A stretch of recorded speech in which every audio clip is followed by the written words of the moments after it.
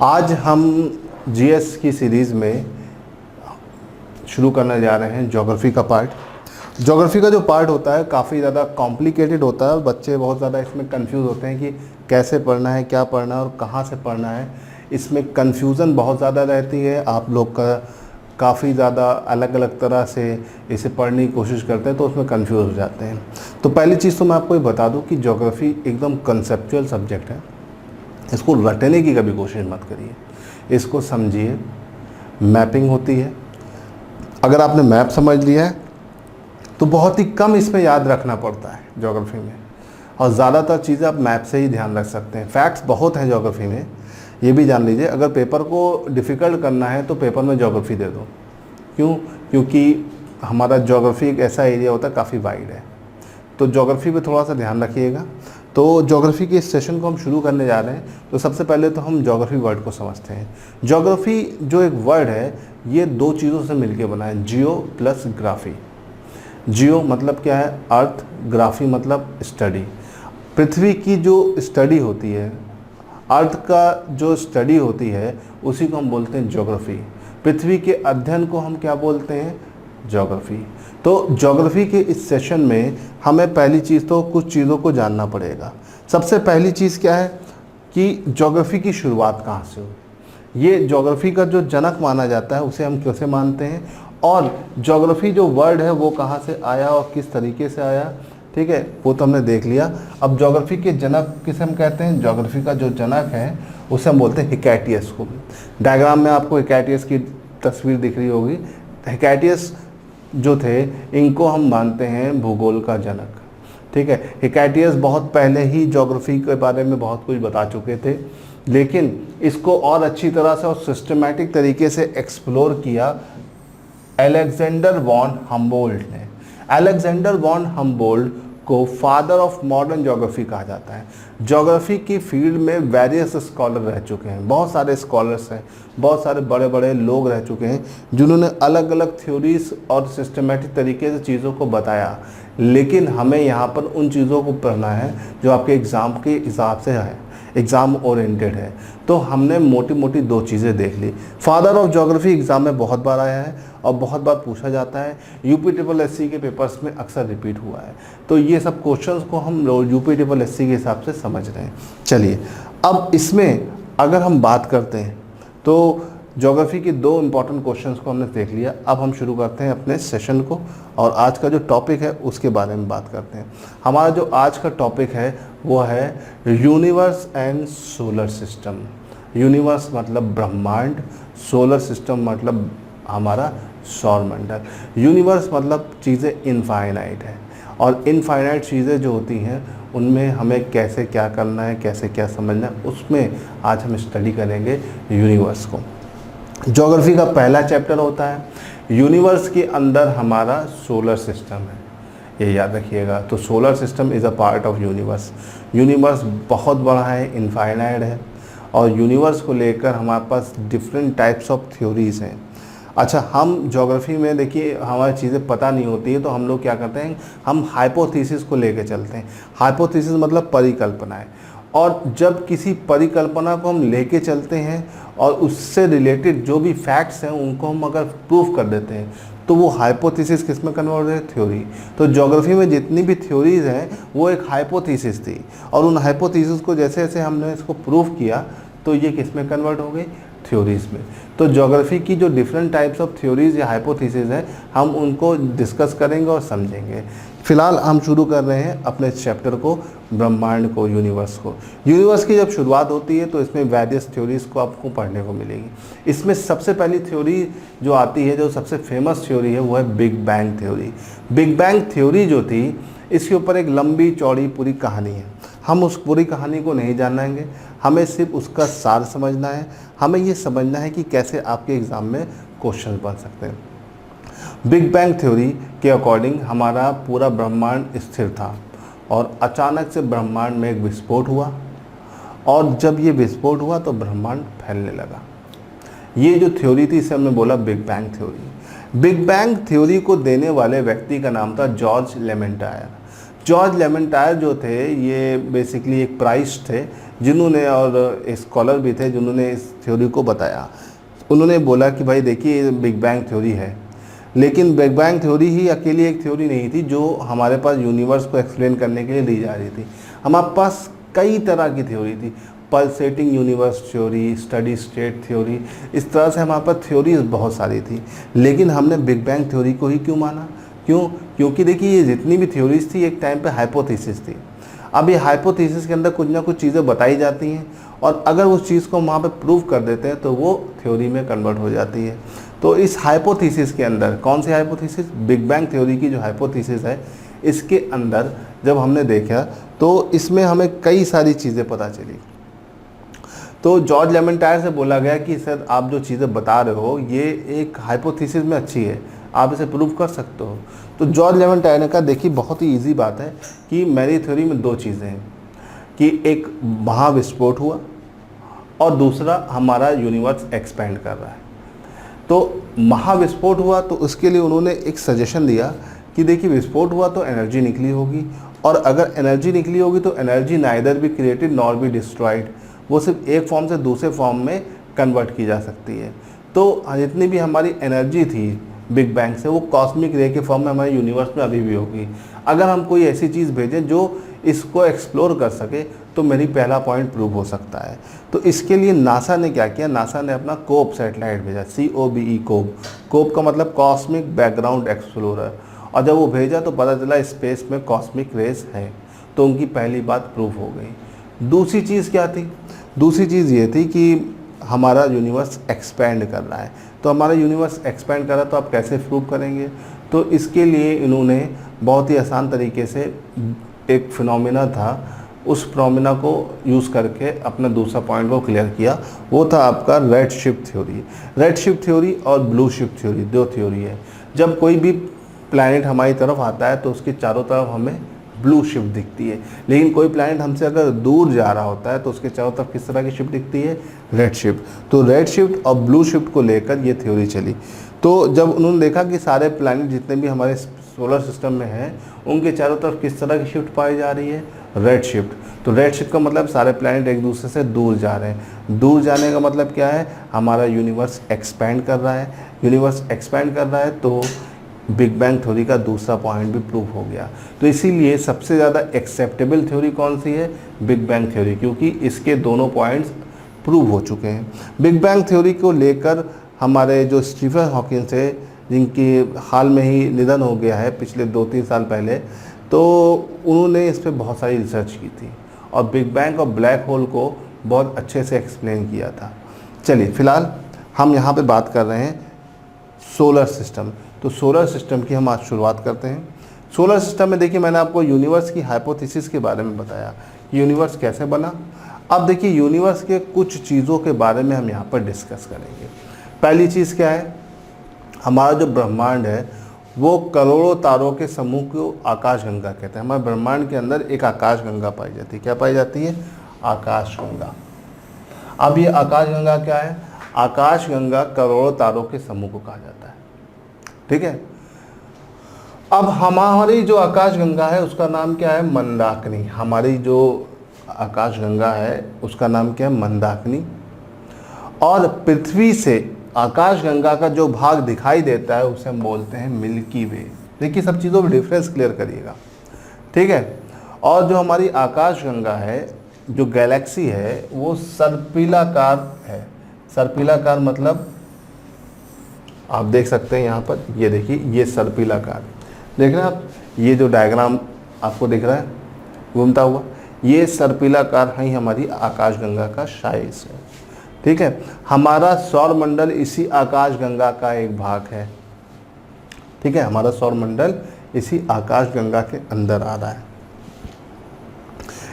तो एक आकाशगंगा जो होती है वो करोड़ों तारों से मिलके बनी होती है, और कई सारी आकाशगंगा मिलके क्या बनाती हैं? कई सारी आकाशगंगा मिलके बनाती है ब्रह्मांड। ठीक है। तो ब्रह्मांड क्या होता है? ब्रह्मांड हमारा सबसे बड़ा एलिमेंट है, इसे याद रखिएगा। देखिए सबसे पहले आपका यूनिवर्स आता है।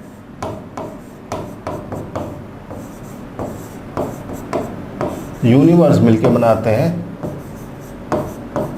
गैलेक्सी, और एक गैलेक्सी के अंदर हमारे पास क्या मिलता है, सोलर सिस्टम, और एक सोलर सिस्टम में आपको बहुत सारे क्या मिलते हैं, प्लैनेट्स मिलते हैं। तो इसे याद रखिएगा और इसे भूलिएगा नहीं। हमारा ब्रह्मांड जो है बहुत सारी आकाश गंगाओं से मिलके बना है।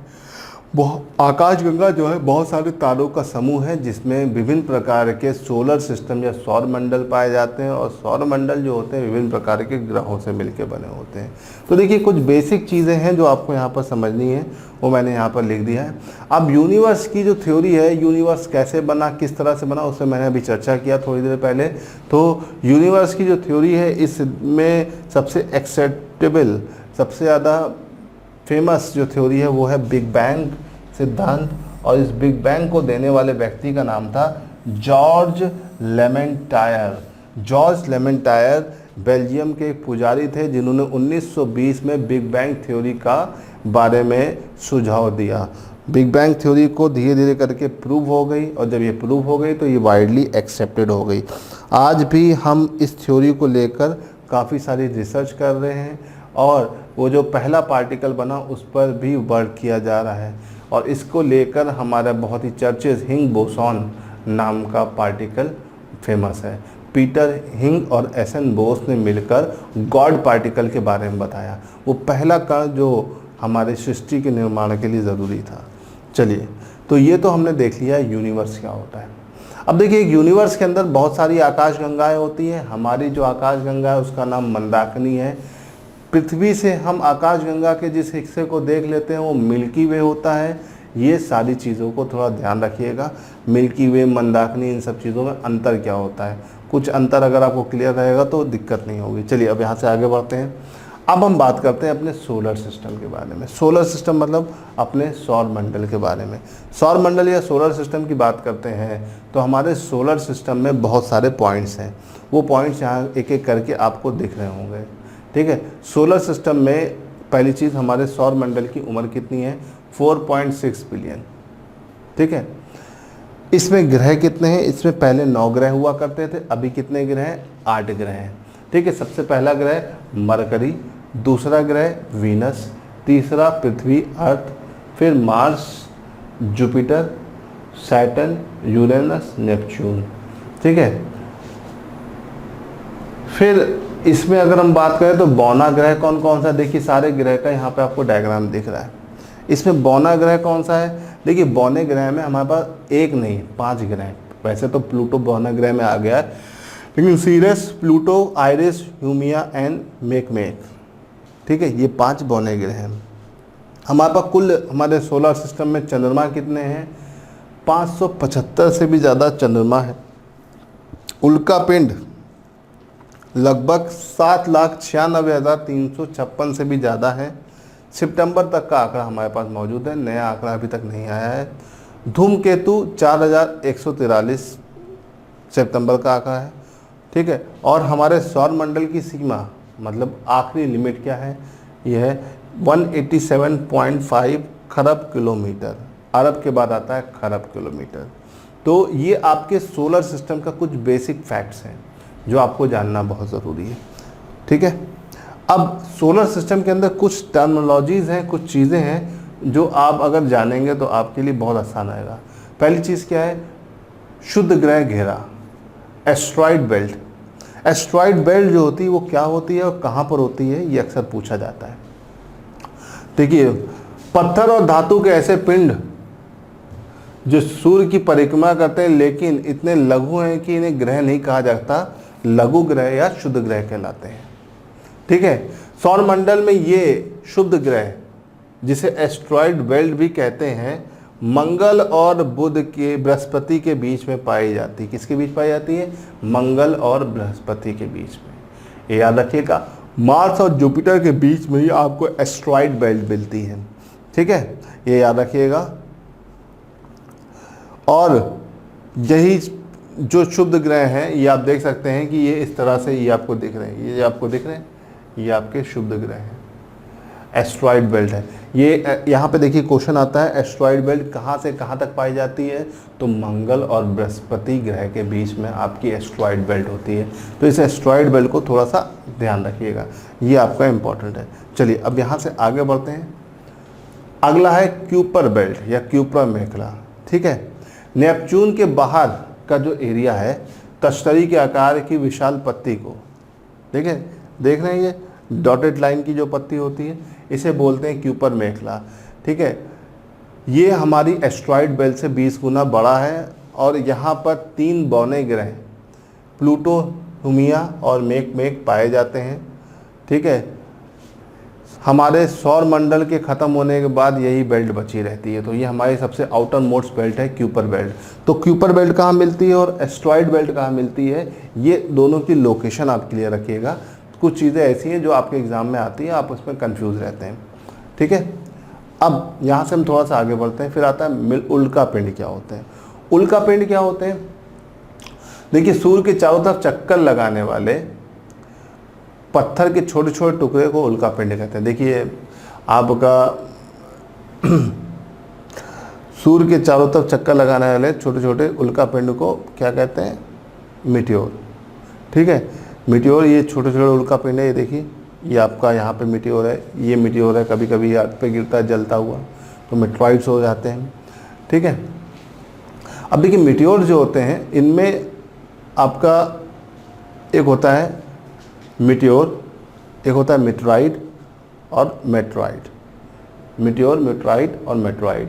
ठीक है, मीटियोर क्या होते हैं, मीटियोर वो होते हैं the streak of line when the space rock enter the atmosphere start burning. ठीक है, वो धूल के पत्थर के कण जब हमारे स्पेस में एंटर करते हैं उसमें आग लग जाती है, तो मीटियोर होते हैं।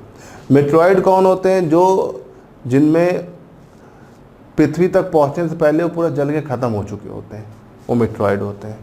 ठीक है, और जो ऐसे छोटे छोटे पत्थर के टुकड़े जो 10 पार्टिकल को गेन करने के बाद बिना जले ही पृथ्वी पर आकर गिरते हैं, वो होते हैं मेट्रॉइड। ठीक है, तो ये याद रखिएगा, आपका इनमें अंतर आपको क्लियर रखना ज़रूरी है, तो मैंने यहाँ पे क्लियर कर दिया है। अब पुच्छल तारे, पुच्छल तारे क्या होते हैं, बर्फ, धूल और गैस के बने आकाशीय पिंड होते हैं।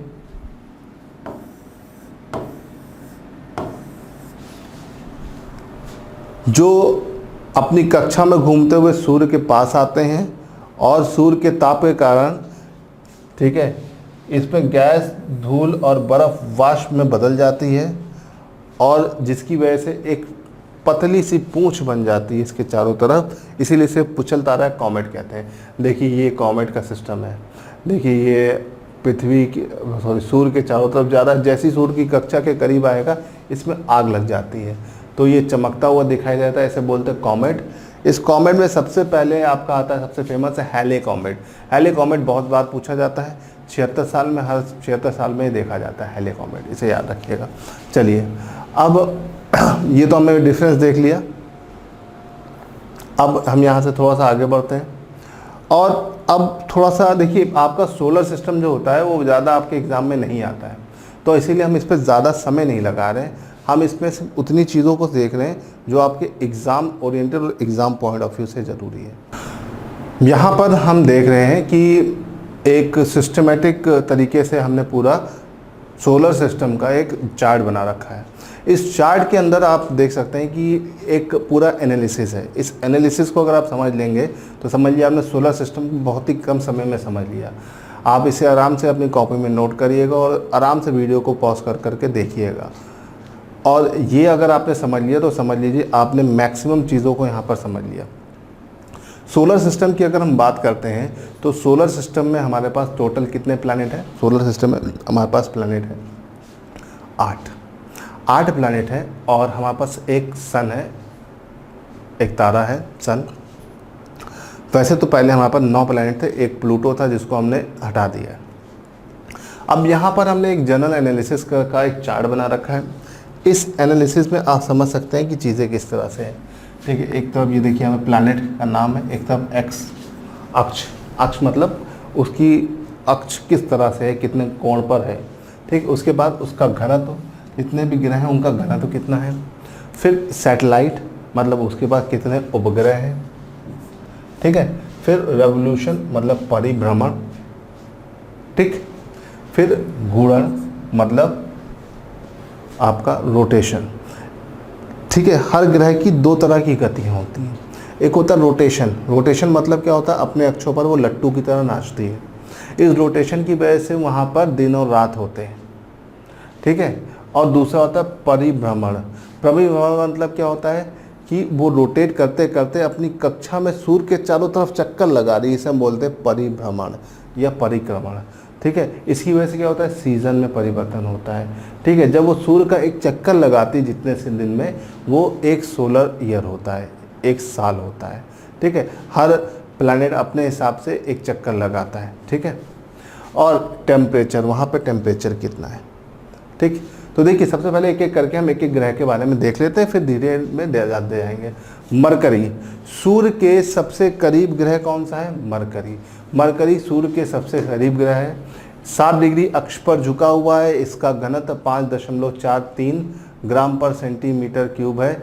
यहाँ इसके पास एक भी उपग्रह नहीं है, ये इंपॉर्टेंट पॉइंट नोट करने वाला है। इसके पास एक भी उपग्रह नहीं है।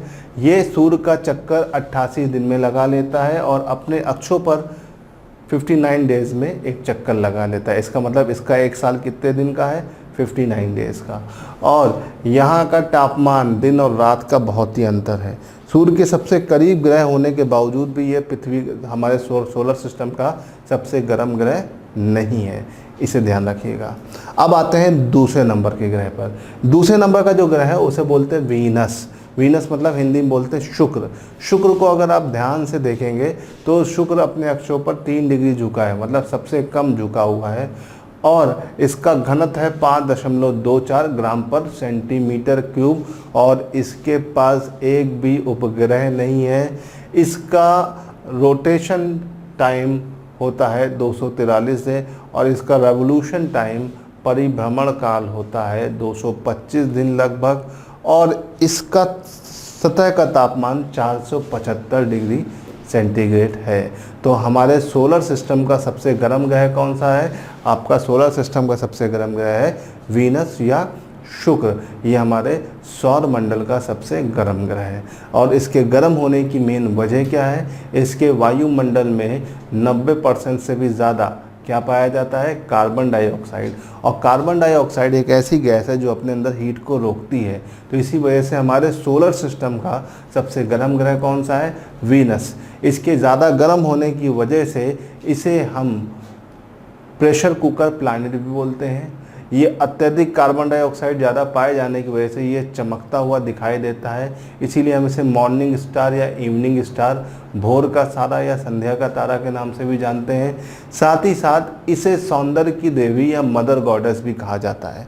तो ये याद रखिएगा, वीनस को हम 4 नाम से जानते हैं, morning star, evening star, mother goddess and pressure cooker planet.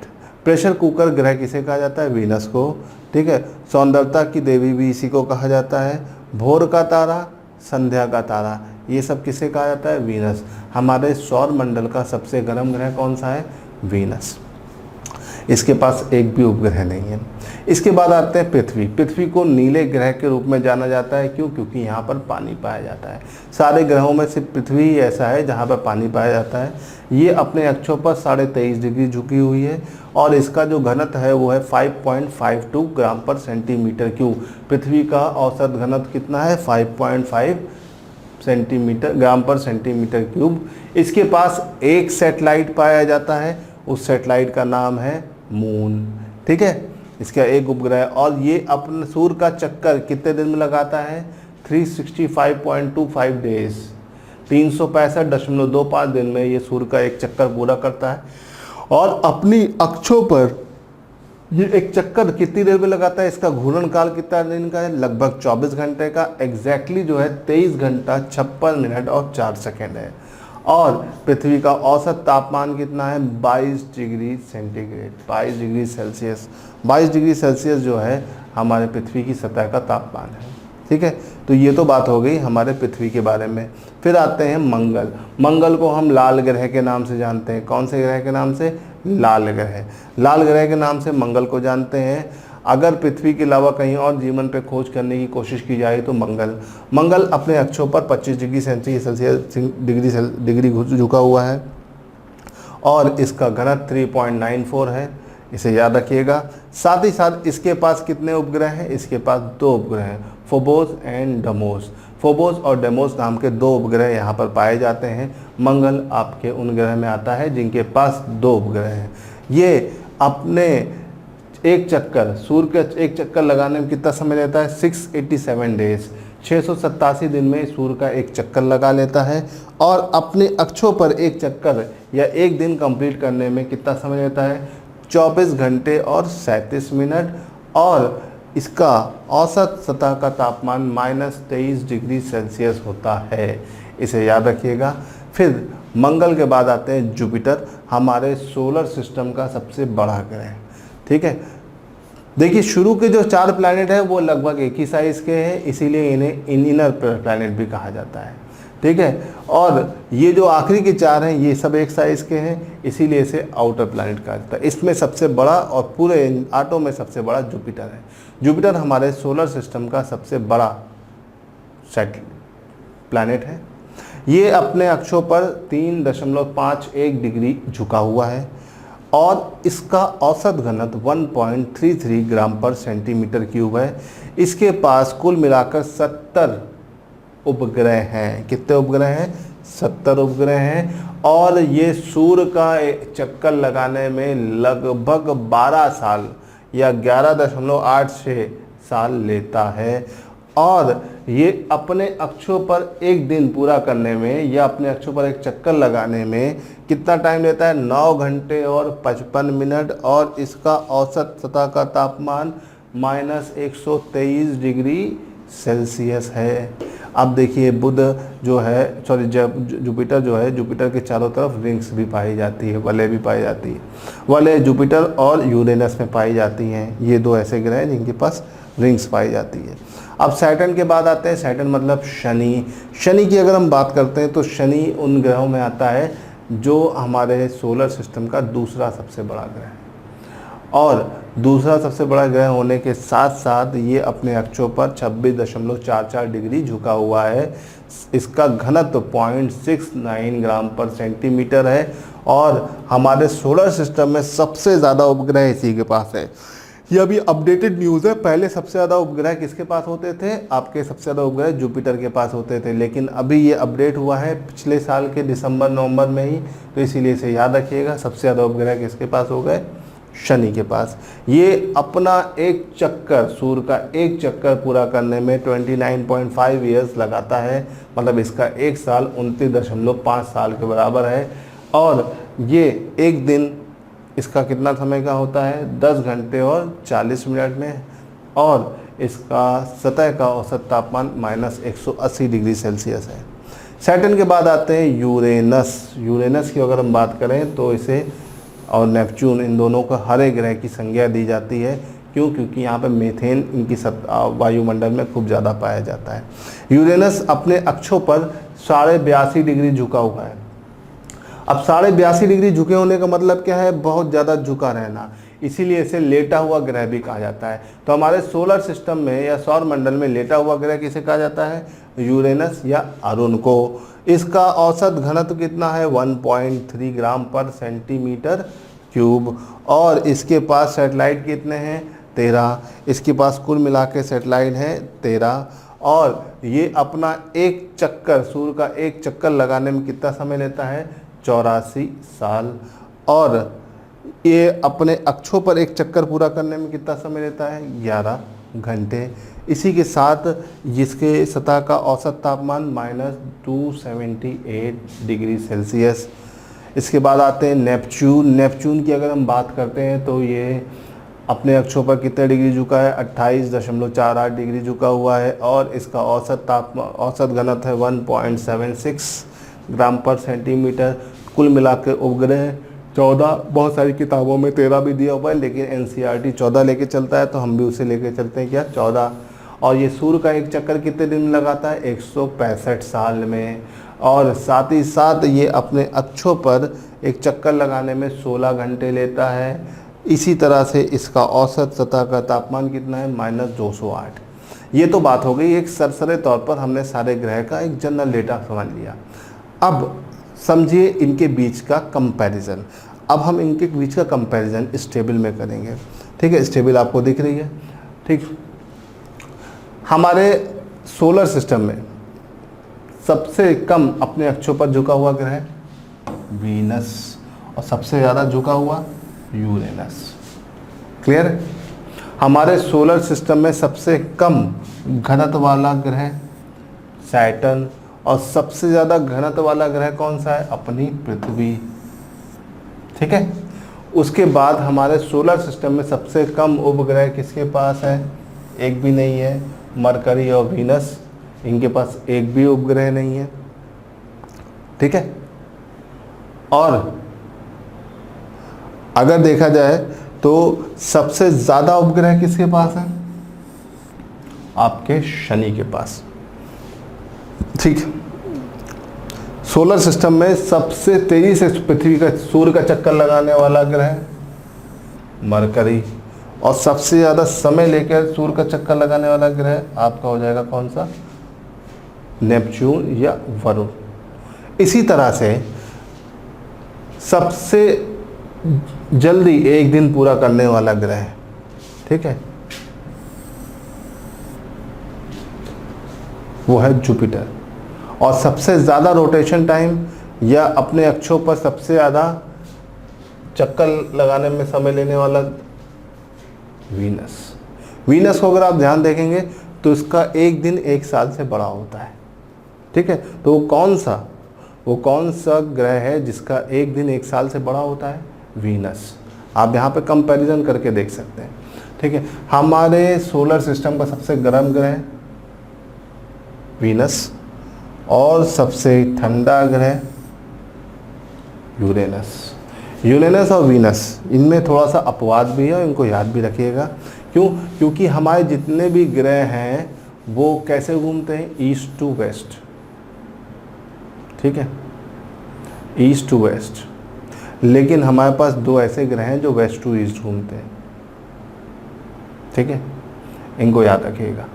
हमारे सारे ग्रह ईस्ट से वेस्ट की तरफ, मतलब ईस्ट से वेस्ट मतलब क्लॉकवाइज घूमते। दो ग्रह ऐसे हैं जो इसके विपरीत चलते हैं, वीनस और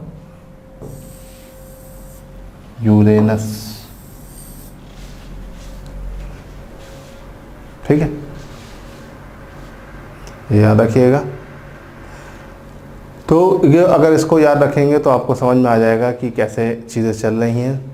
ये हमारे हो गए इम्पॉर्टेंट पॉइंट्स। इन इम्पॉर्टेंट पॉइंट्स से अब हम थोड़ा सा कंपैरिजन करते हैं पृथ्वी के साथ। कौन सा ग्रह है जिसकी अक्ष पृथ्वी के अक्ष के सबसे नियर है? तो पृथ्वी की अक्ष ये, और इसके सबसे करीब किसकी है? तो आपको देख के लग रहा है किसकी लग रही है? मंगल की। तो पृथ्वी की सबसे करीब जो है वो किसकी अक्ष के बराबर है? मंगल के। इसी तरह से सब पृथ्वी का घनत्व और पृथ्वी के सबसे करीब घनत्व किसका है? इसका। तो आप इसे समझ सकते हैं। ठीक, फिर सैटेलाइट के मामले में तो छोड़ ही दीजिए, लेकिन अगर हम परिभ्रमण की बात करें तो पृथ्वी का परिभ्रमण 365 दिन, और इसके सबसे करीब कौन सा है? 225। 687 बहुत आगे चला जाएगा तो सबसे करीब हो जाएगा 225।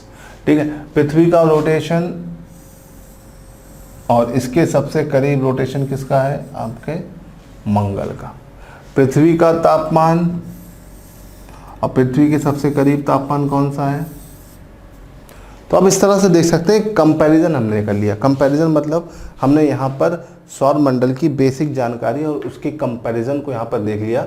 इस कंपैरिजन के थ्रू आपको ये समझ में आ जाएगा कि कैसे आपके एग्ज़ाम में क्वेश्चंस बनेंगे। और अगर आपने इस टेबल को बनाकर 2-3 बार इसे ध्यान से समझ लिया है तो आई होप कि आपका सौर मंडल में जो भी क्वेश्चन आएगा आप उसे कर ले जाएंगे। ठीक है, अब फ्रेंड्स कुछ इंपॉर्टेंट चीज़ें ऐसी हैं जो आपको ध्यान रखनी है। आई होप कि आपको ये समझ में आ गया हो। अब वो इंपॉर्टेंट चीज़ में आपका एक चीज़ आती है ब्लैक होल।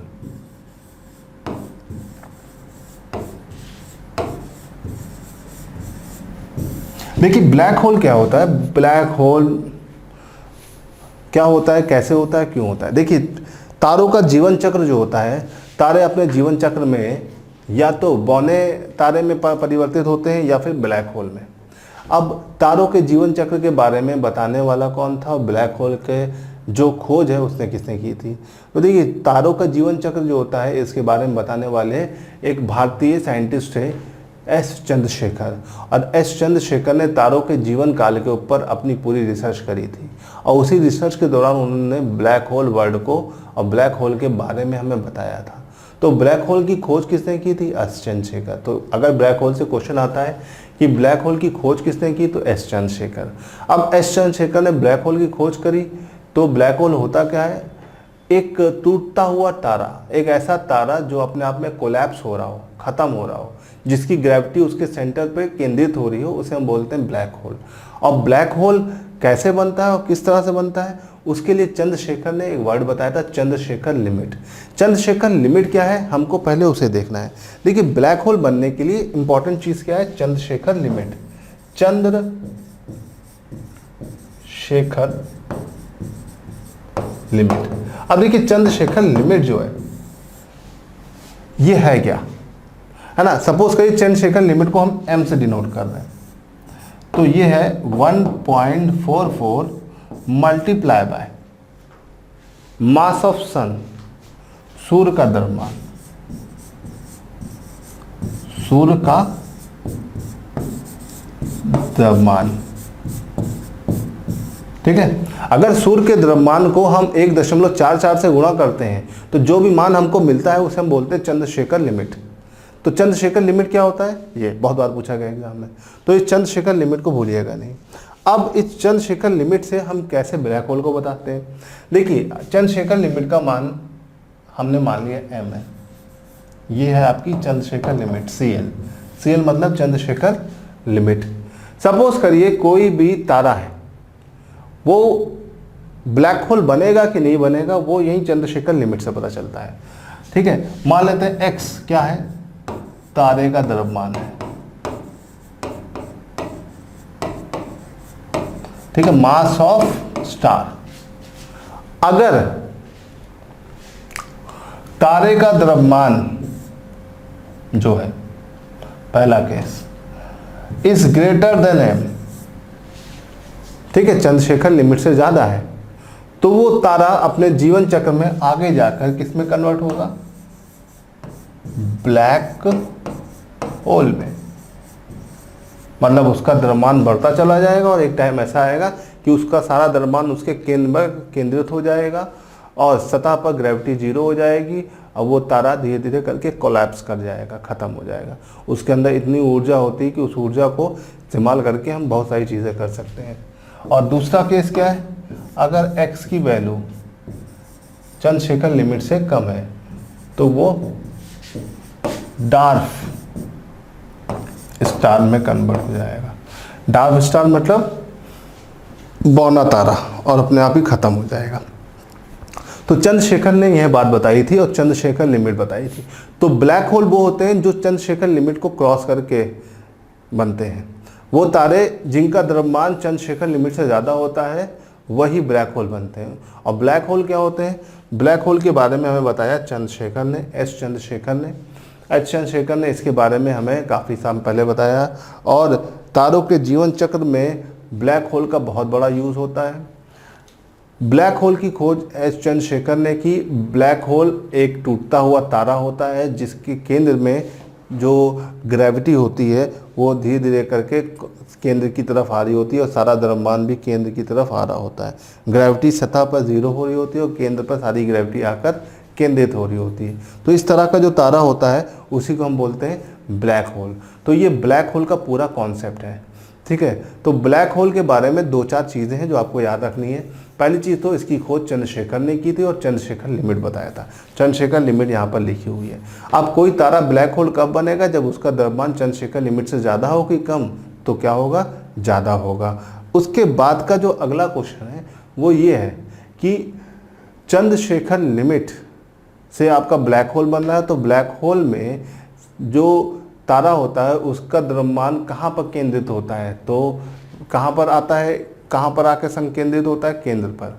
और सतह पर ग्रेविटी कैसी होती है, ज़ीरो, उसके सतह पर ग्रेविटी ज़ीरो होती है। तो फ्रेंड्स ये तो बात हो गई सोलर सिस्टम और उससे रिलेटेड जो मेन टर्मिनोलॉजीज थी, और मुझे लगता है कि आपको समझ में भी आया होगा। सोलर सिस्टम एक कॉम्प्लिकेटेड एक एस्ट्रोफिजिक्स का एरिया है, तो ये काफ़ी बड़ा एरिया होता है जिसमें काफ़ी ज़्यादा कॉम्प्लेक्सिटी के साथ लोगों को पढ़ना रहता है। तो मैंने यहाँ पे कोशिश की है कि मैं कम से कम में आपको ज़्यादा से ज़्यादा दूँ, ज़्यादा चीज़ें आपको नहीं पढ़नी है, जो मेन चीज़ें हैं, क्योंकि हमारा यूनिवर्स इनफाइनाइट है, ठीक है। और उसमें हमें पता कितना है, हमारे यूनिवर्स में अगर 100% मान ले तो हमें टोटल उसका 4% पता है, ठीक। और वो 4% एनर्जी के फॉर्म में पता है, उसे हम बोलते हैं कॉस्मिक एनर्जी। तो आप समझ सकते हैं कि यूनिवर्स कितना बड़ा है और उसको समझ पाना कितना मुश्किल है। तो उसी को समझने की एक छोटी सी कोशिश मैंने की थी। अगर आपको ये पसंद आया तो इसको लाइक ज़रूर करिएगा और अपने कमेंट ज़रूर दीजिएगा। आई होप कि आपको ये सेशन समझ में आया होगा। Thank you so much.